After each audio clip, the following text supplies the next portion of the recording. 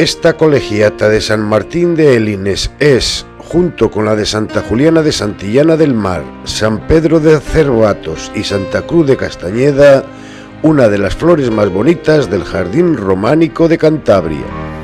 El Ebro va a ser el mejor prólogo de este libro que a continuación vamos a estudiar, porque esta extraordinaria obra de arte es precisamente eso, un compendio inigualable de ese estilo artístico sublime que pervive a lo largo de los siglos, el románico.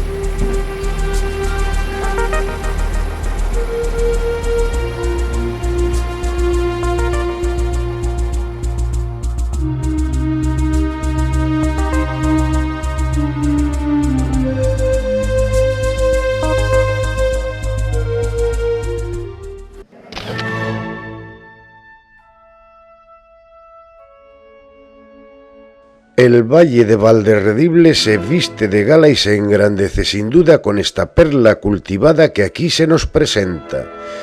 Con una nave precedida de crucero, torre campanile circular y cabecera orientada al este hacia Jerusalén, su construcción se inició a comienzos del XII y a mediados del mismo siglo estaba concluida.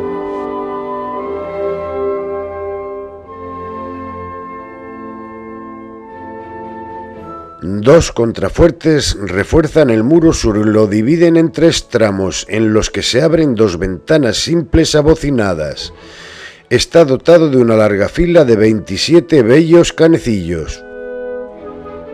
Oso con rollo en la boca, símbolo de la ira. Hombre vetusto con bastón, símbolo de la sabiduría. Ángel con una cruz en su mano izquierda. Animal monstruoso. Hombre en cuclillas que porta una piedra sobre sus hombros. Mujer contorsionista e impúdica con turbante. Macho ovino, símbolo demoníaco. Cabeza humana de aspecto monstruoso. Cabeza de cabra. Animal con el rabo entre las patas. Águila con una cabeza humana entre las patas que simboliza la salvación. Jesús coge al hombre y lo eleva a categoría divina. Cérvido. Mono itafálico con soga al cuello, símbolo de la lujuria. Tanto en canecillos como en capiteles hay que destacar, aparte de la perfección de su talla, la doble misión que con ellos ejercen los monjes a través de los canteros. Una primera de difusión del mensaje cristiano y una segunda al expresar con símbolos aquello que no se puede explicar con palabras. Hay que tener en cuenta que el pueblo ya no era entonces analfabeto y solo los monjes sabían leer y escribir.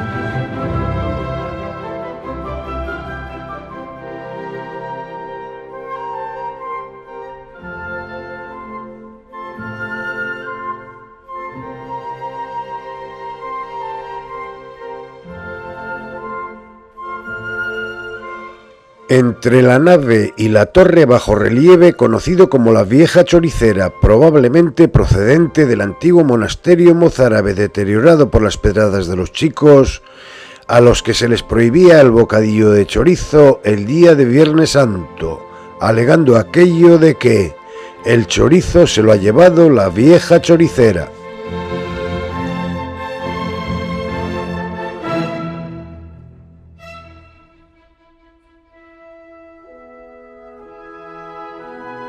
El husillo o torre circular es, sin duda, uno de los elementos distintivos del templo.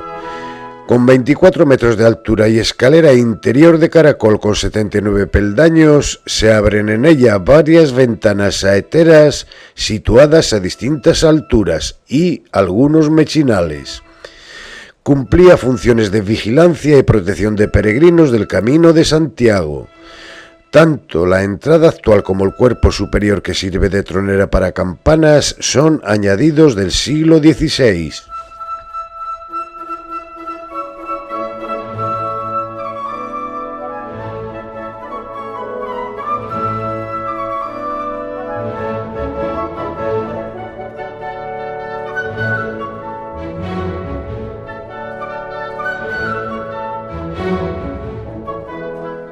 Un crucero precede al monumento en su lado este.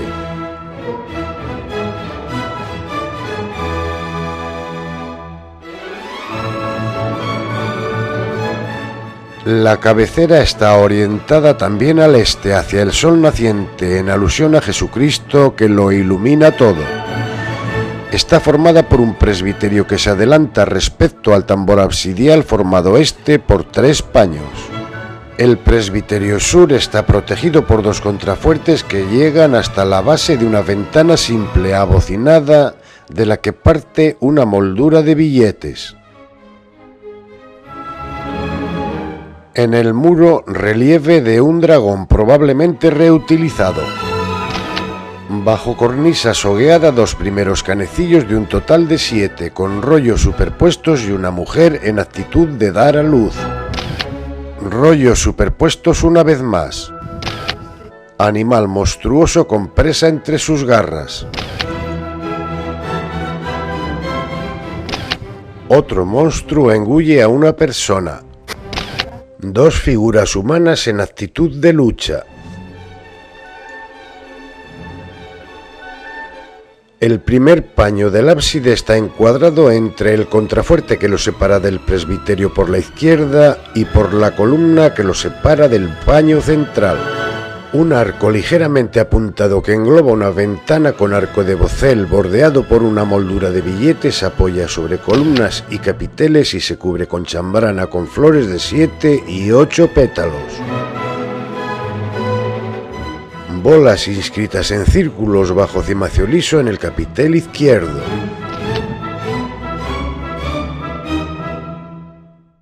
Molduras de la chambrana y el arco respectivamente. El capitel derecho con adorno en el ángulo y volutas laterales se cubre con ábaco de entrelazo. 2 canecillos de rollos y bolas y uno tercero con rostro humano grotesco soportan una cornisa sogueada en este caso. Una columna entrega que arranca de contrafuerte separa las 2 primeras calles, remata con un capitel en el que se representa a Daniel entre los leones. Aquí tenemos el tan pequeño como fantástico capitel con un león en cada una de las caras laterales y Daniel en la frontal. También en esta calle central un arco de bocel de medio punto con chambrana de flores de 8 pétalos apoya en columnas y capiteles. En el capitel izquierdo, cordones entrecruzados sobre volutas bajo un buen cimacio.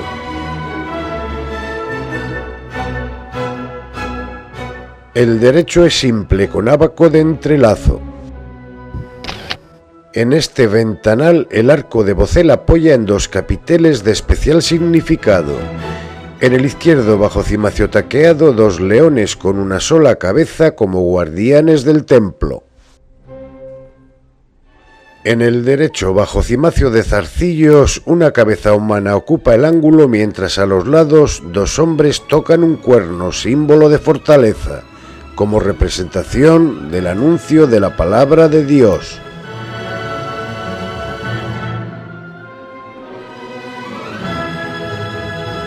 Siete canecillos se cobijan en este caso bajo la cornisa.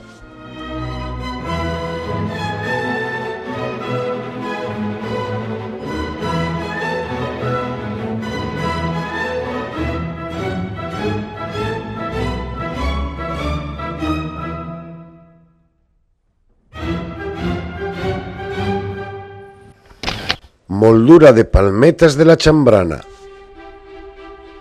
En el primer canecillo, un hombrecillo saca la lengua aplastado por el peso del barril.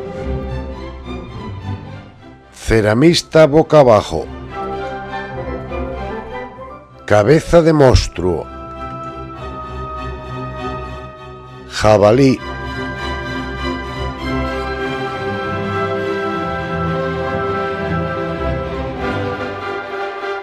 Figura geométrica. Monstruo con una pieza entre los dientes.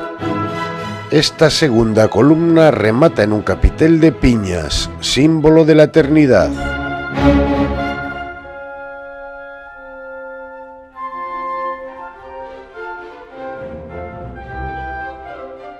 En el tercer paño, de características similares por lo demás, la ventana que se abre en aspillera está lateralizada con respecto al arco exterior.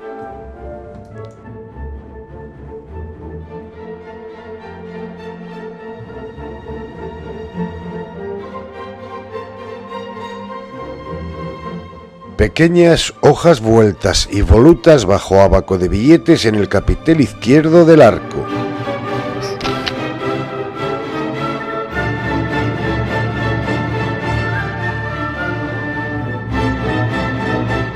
Hojas en el derecho bajo cimacio con flores inscritas en tallos vegetales.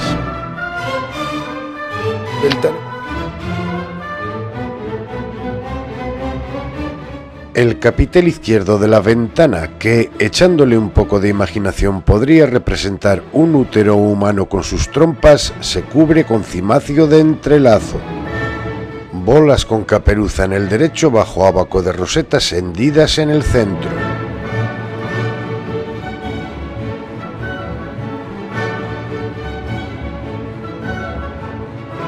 Otros 6 canecillos se colocan bajo este tramo de la cornisa.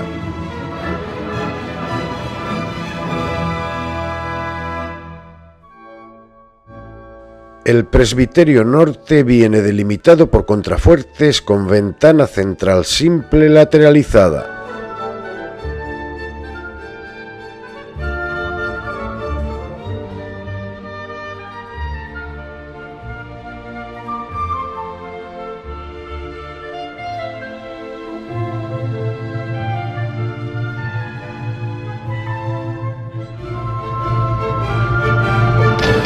Cabeza de monstruo en el primer canecillo. Otro monstruo engulle a un hombre desnudo. Un hombrecillo en posición invertida abre las fauces de un león que, con pronunciada dentadura, le muerde las manos. Nos ocupamos ahora del ángulo nordeste del crucero, cuya cornisa está recorrida también toda ella por canecillos.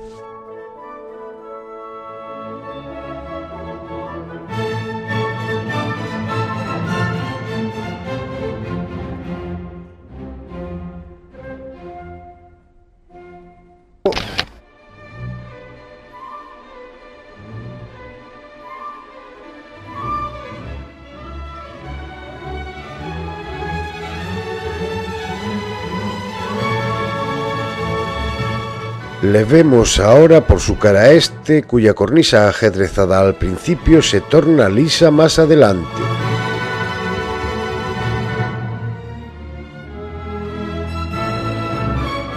En el primer canecillo, un hombre se mesa la barba con su mano derecha mientras sujeta un gran falo con la izquierda. Tal vez el maestro de Cervatos anduvo también por estas latitudes. Monstruo antropófago a la derecha. Personaje con una gran caja, probablemente un instrumento musical de percusión.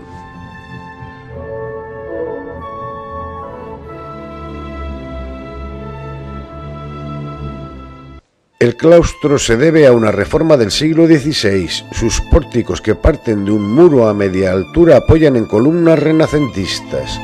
En la primera de ellas tenemos el escudo de Santa Cruz, una cruz en el centro, los símbolos del bien y del mal a la derecha y una serpiente a la izquierda. Su simbología deriva de la Sagrada Escritura, que narra el paso de los israelitas por el desierto, Cristo es la cruz para nosotros, como la serpiente de bronce en su estandarte es la salvación para los israelitas.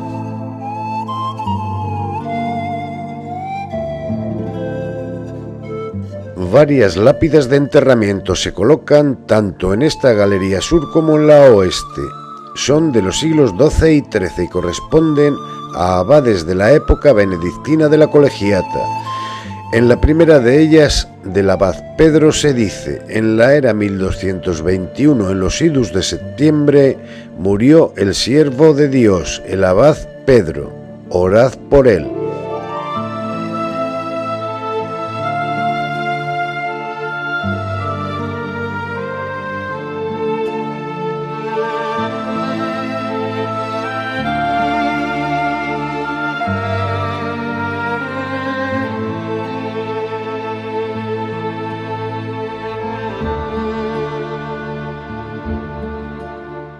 La segunda es lisa, con una inscripción en la que se lee: mira, fijándote qué aprovechas, tu gloria, tus cosas.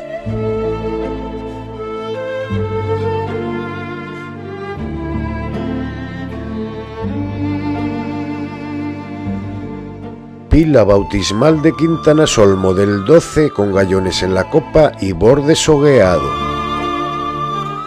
Una tercera lápida en la que se escribe: en el año 1242, pues el día de San Lucas 18 de octubre, murió el siervo de Dios, el abad Martín Domingo, rogad por él.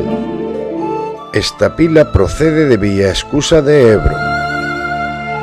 Otra muy similar perteneció a la iglesia de Santa María de Brito.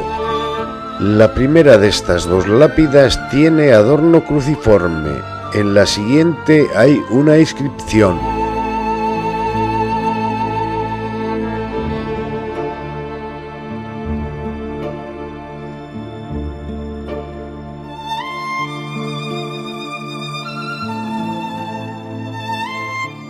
Es de una gran belleza la vista que se observa desde la galería oeste con la torre y los canecillos del muro sur.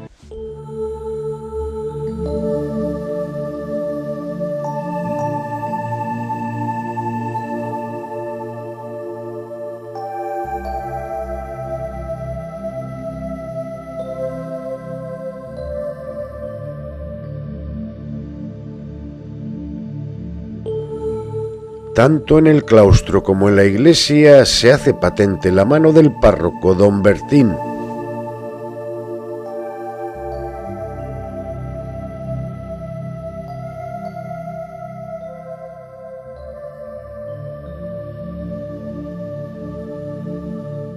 Incrustados en el muro de la galería norte tenemos estos restos de un primitivo monasterio mozárabe del siglo X, dos ventanas saeteras y una cruz en forma de tau. En la misma galería norte, cobijado bajo arcosolio gótico, tenemos el sepulcro del peregrino, en cuya tapa hay una espada con una vieira en la empuñadura y una fecha 1231. Soportan el sepulcro dos perros lamiéndose uno a otro en un lado, símbolo de la fidelidad, y al otro lado un león, símbolo de la fortaleza. En el frente, a uno y otros lados del pantocrátor almendrado, con los símbolos de los evangelistas en los ángulos, tallas en bajorrelieve bajo arcadas góticas que representan ángeles turiferarios, ángel con trompeta en referencia al Apocalipsis y juicio final, y otras con libros en las manos que pueden hacer referencia a las vírgenes prudentes o a santos devocionados por el difunto. Arriba los escudos de Castilla y León, diversos animales y una concha de peregrino.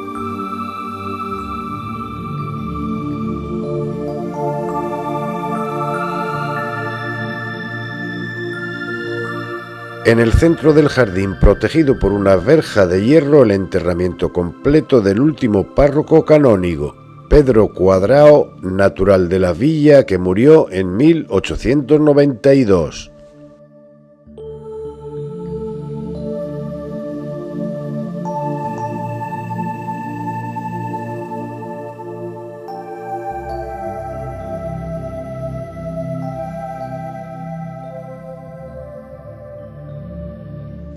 Escuchamos con atención en una dependencia anexa dedicada a museo las explicaciones de don Bertín. Que viniendo también por el curso del Ebro, desde San Millán de la Cogolla, por tanto, anterior al románico, pues por aquí se inició la cristianización de Cantabria, por este valle. Y otra cosa, también dicen la evolución del lenguaje castellano. Es muy importante eso, ¿sí? Bueno, y tercero. Si ustedes conocen Santillana, Castañeda, etc., lo han llenado de otras cosas. Pues aquí entonces ahora podemos presumir de tener uno de los románicos más puros de Cantabria. Sí, sí. En este panel ven un poco lo que les he dicho al principio. Son para...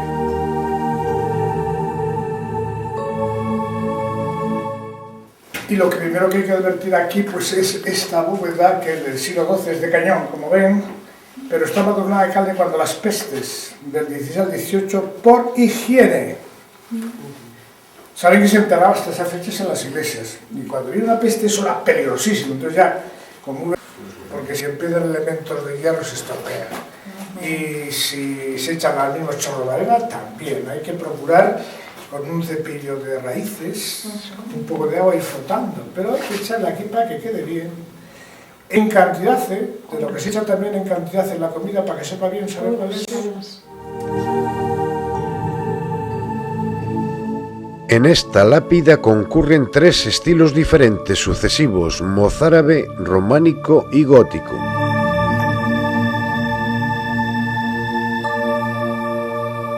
Vamos a ir ahora. Y si yo les dijera lo que pensaban hacer aquí, mejor no tocarlo, porque aquí ha sido me llevo unos disgustos también. Claro, a ver.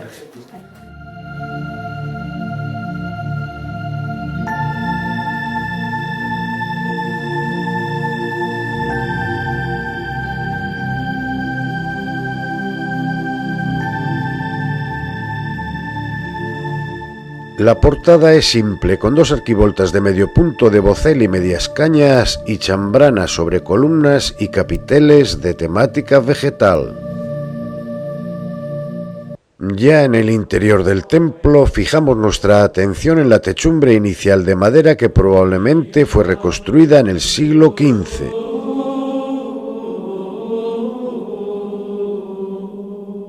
Es un tanto difícil expresar con palabras las sensaciones que uno experimenta al entrar en este templo. Un primer arco ligeramente apuntado da entrada al pseudocrucero que se cubre con cúpula vaída sobre pechinas, elemento característico del románico de la Aquitania francesa. Una enorme columna adosada al muro nos va a conducir a uno de esos capiteles únicos en el románico español que tampoco vimos en el sur de Francia. En él se representan dos escenas, Cristo y el Anticristo por un lado y Sansón desquijarando al león por otro.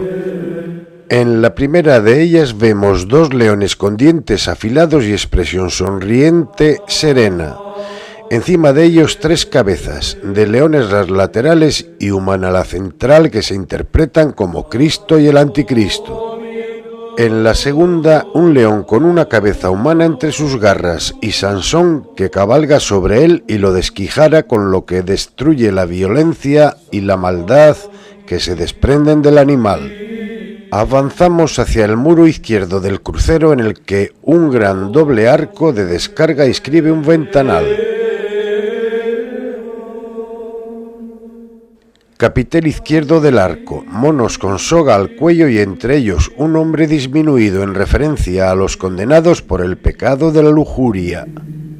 En el derecho, dos leones unicéfalos parecen estar a la expectativa como guardianes del templo.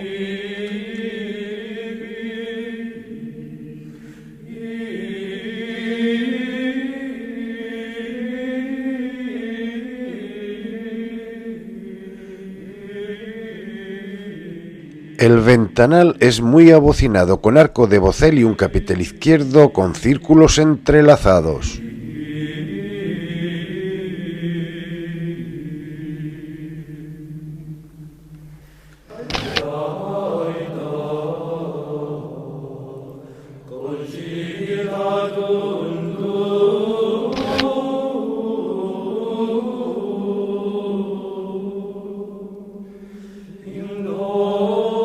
En la segunda columna izquierda que separa el brazo izquierdo del presbiterio, otro capitel circular que, como los demás, es románico de pura cepa, aunque parezca próximo a la estética protogótica que tiende a la narrativa.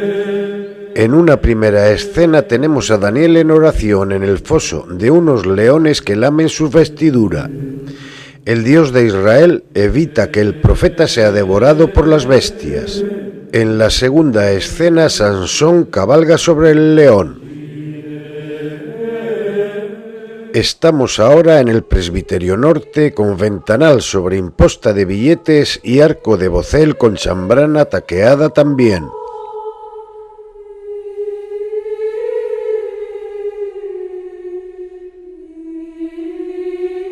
En el capitel de esta primera arcada ciega inferior, San Jorge lucha con el dragón.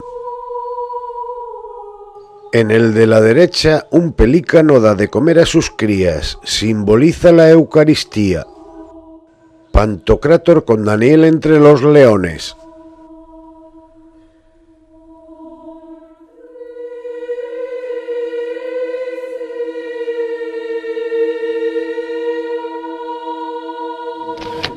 En el capitel izquierdo de la ventana superior, piña entre tallos vegetales entrelazados. Serpientes enroscadas y entrelazadas bajo volutas. Dejamos el ábside para el final y nos vamos al presbiterio derecho con dos arcadas ciegas y sobre ellas un ventanal abocinado que apea en imposta de billetes. En el capitel izquierdo muy deteriorado, leones afrontados. En este otro central, tallos vegetales entrelazados. Aquí se representa la lujuria por medio de serpientes que muerden a dos personajes humanos.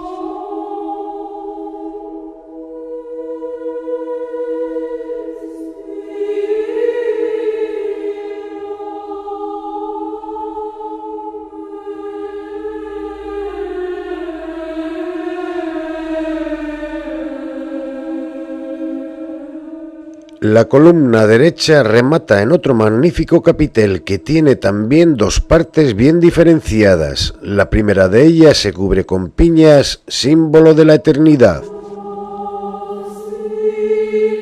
El resto de la cesta a la derecha lo ocupan dos leones, cada uno de los cuales engulle a un infante. El primero de ellos sujeta con su mano derecha la garra del león, mientras el otro tiene sus manos dentro de la boca del animal. Desde el punto de vista simbólico se interpreta como el tránsito de las almas a la otra vida. Las almas serían los niños, los leones representan a Cristo, león de Judá que les transporta hacia la salvación.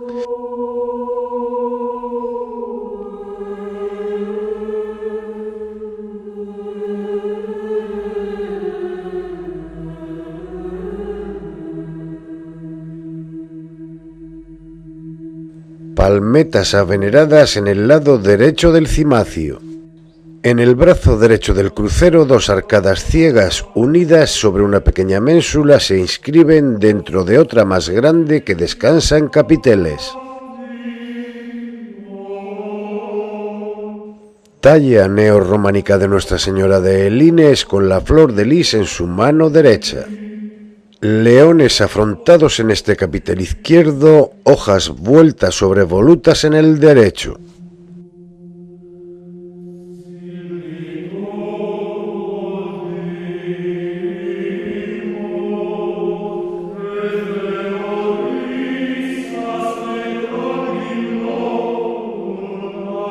Abordamos ahora la última parte de este tratado de arte en la columna trasera derecha que nos lleva hasta otro capitel que es una auténtica delicia y que, como los anteriores, refleja dos escenas. En este lado, la Epifanía, los tres magos portan presentes para el niño que aparece en el centro sobre las rodillas de María.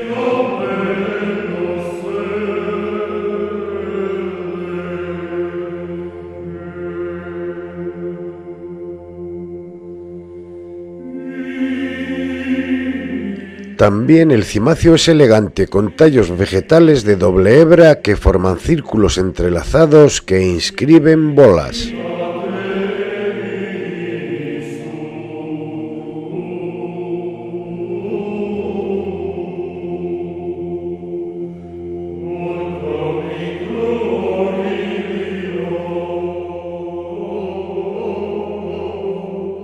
En este otro lado, la segunda escena en la que se representa la matanza de los inocentes, con los soldados que, espada en mano, degüellan a los niños en presencia de sus madres. Uno de estos personajes con lanza y corona es Herodes, que ordena la matanza. Aquí, el soldado sujeta con su mano izquierda la pierna de un niño con la cabeza separada del cuerpo. Un arco de medio punto doblado nos abre la puerta del ábside, en el que hay que distinguir tres cuerpos, separados entre sí por dos impostas, la inferior de billetes y la superior de palmetas aveneradas. El cuerpo inferior está ocupado por cuatro arquerías ciegas separadas entre sí por columnas y capiteles. Recorremos de abajo a arriba la primera de ellas.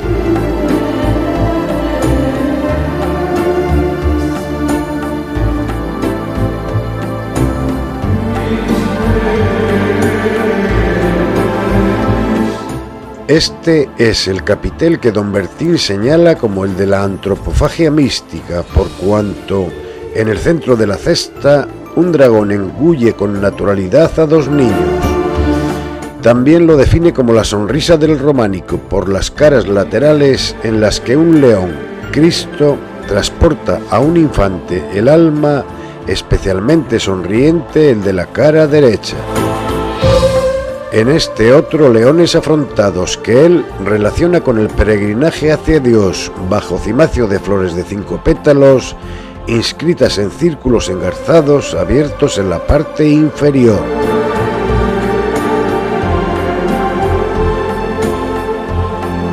Leones con las colas entrelazadas formando la flor de loto, símbolo de la eternidad.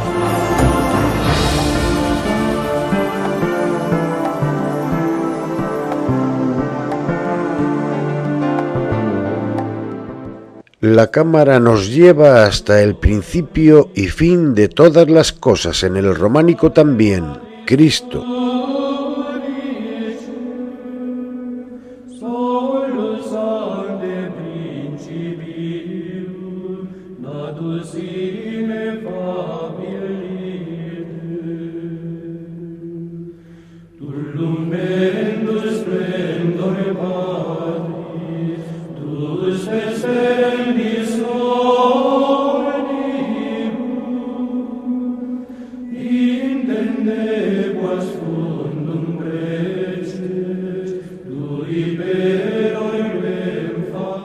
Piña entre volutas y bolas con caperuza. También entre volutas, un personaje parece proteger a un menor en la cara frontal de la cesta, mientras en la cara derecha se representa una lucha entre dos personajes, símbolo de la ira.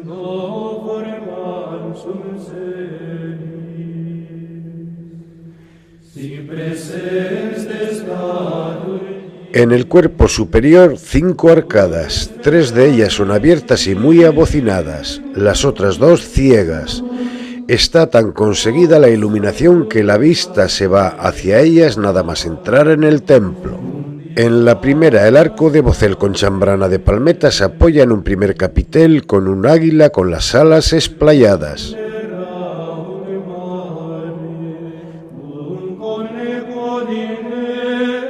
Entramado de cestería en el derecho. El segundo arco es de las mismas características, con un fantástico capitel de piña entre tallos vegetales.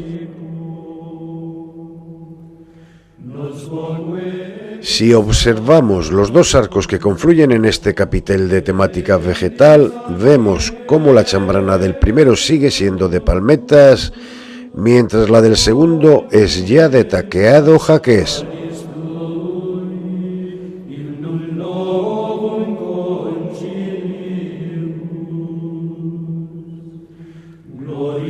Vemos aquí la moldura de palmetas que recorre todo el ábside.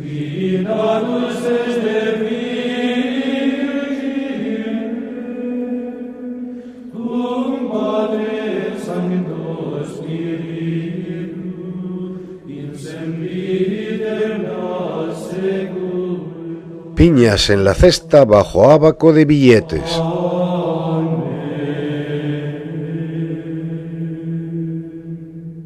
Tallos entrelazados con volutas en el ángulo. En el lateral derecho del ábside, otro detalle que no se ve con frecuencia en el románico, restos de pinturas murales del siglo XII en las que se representa a dos apóstoles.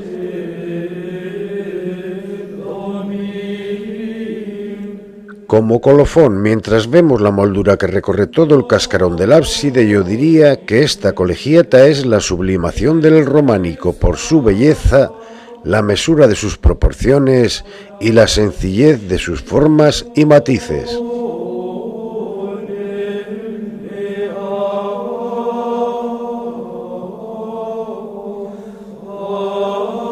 Terminamos, como no, con este Cristo crucificado y con un fragmento del concierto de hace unos años de la orquesta rusa dirigida por Ramón Torrelledó.